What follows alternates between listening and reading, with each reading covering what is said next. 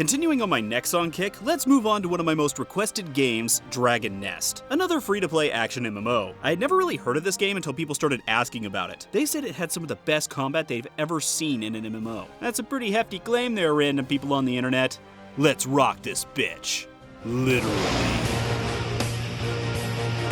Yeah! Can't see it right now, but I'm headbanging. Honestly, this video does a really good job of getting me pumped up to play the game, and it lets you know that despite the cutesy and somewhat dated graphics, this game has a bit of a hard edge to it, which is good because the graphics wouldn't let you know that on their own. You know what, let's just get this out of the way. The weakest part of this game is the graphics. They're rough. But as every comment section likes to say, graphics aren't everything, unless you're on PC, in which case, graphics are everything, and if you have less than real-life graphics in your game, then you're just screwing PC gamers to accommodate the console noobs.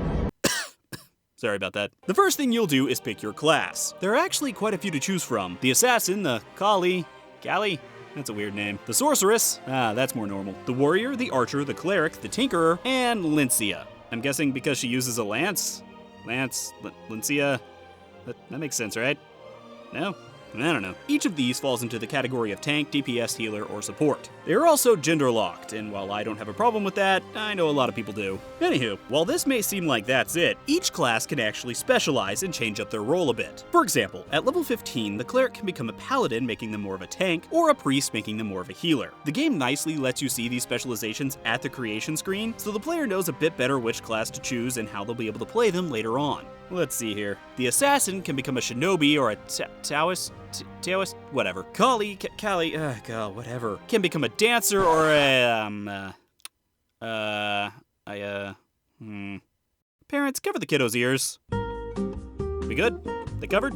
Okay. I bet she is! The Sorceress can become an Elementalist or a Mystic, the Warrior can become a Swordsman or a Mercenary, the Archer can become a Sharpshooter or an Acrobat, the Tinkerer can become an Engineer or an Alchemist, and lastly, Lincia can become a Lancer. She's a strong, independent woman who knows what she is and she's sticking to it. And while you may think that that's it, you can actually specialize a second time, further making your character your own. A more veteran player was actually telling me all about it and which classes can become what and what each of them does, but I'm pretty sure I spaced out at that point and started thinking about puppies or something because I don't remember any of them. Anyway, after picking your class, you'll create your character from a few, and I mean few, options. And then you're off. Each class actually has its own storyline, from what I've been told. I start off the game walking in like a badass to save the day. Sure enough, Dragon Nest has a really fun click combat system. While it is a bit like Vindictus, another Nexon game that I recently did a video on, shameless plug, it feels a bit smoother, a little bit more like Terra. You'll left click to attack, which can be chained together for a combo. My right click did a cool kick attack that made me feel like a ninja. And then you have your number keys for skills. I started off with a shield bash, a cool juggling lightning strike, and a strong hitting combo attack that I usually ended up missing with 50% of the time. As you level up, you'll unlock a ton of new skills, which I'll discuss a bit later. The game kind of plays out like a lot of other MMOs at this point, namely Vindictus. You're gonna hear that comparison a lot. You will go to a city where you'll go through a lot of conversations to gather quests. Of course, there is story here, which is fairly interesting and funny, kind of like Vindictus, but you will be reading all of it.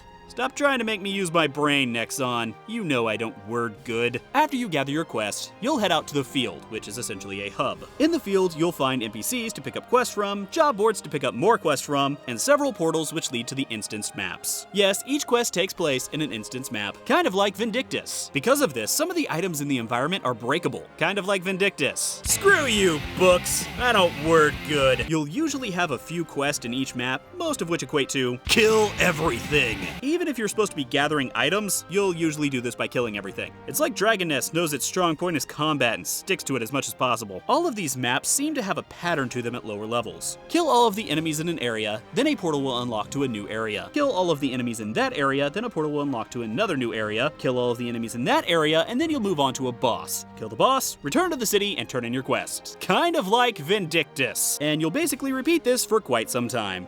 Kinda like Vindictus. As I mentioned earlier, when you level up, you'll be able to unlock new skills using SP points. You'll also be able to use these to upgrade your current skills so that they're more effective. And it seems like you may not be able to unlock everything, meaning there's gonna be some diversity between characters, which is always good. Another thing that I feel like Dragon Nest does right is that as soon as you enter the game, you are put into a newbie guild. Some people may find this annoying, but it really helps push the community aspect of this game. And I must say, this is one of the nicest communities I've ever come across. Or maybe I just got lucky and only met nice people.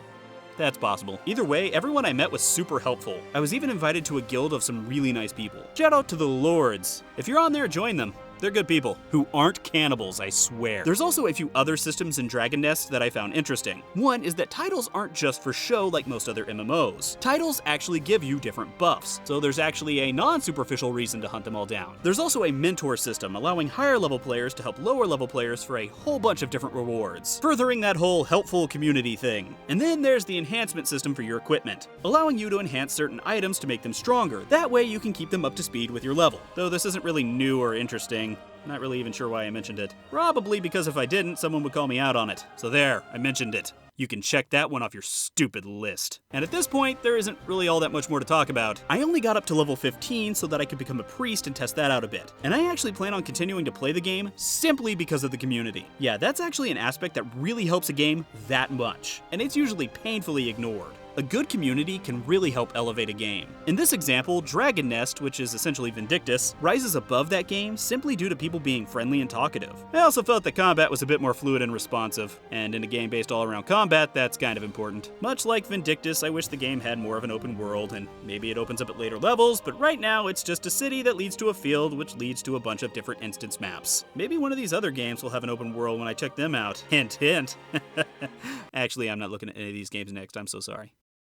Make sure to level up your MMO knowledge by visiting MMORPG.com, subscribing to our YouTube channel, and by following us on social media. To catch up on the week's biggest MMO news, watch our latest MMO FTW. And to see if there's a better MMO out there for you, watch one of our latest First Impressions videos. Thanks for watching.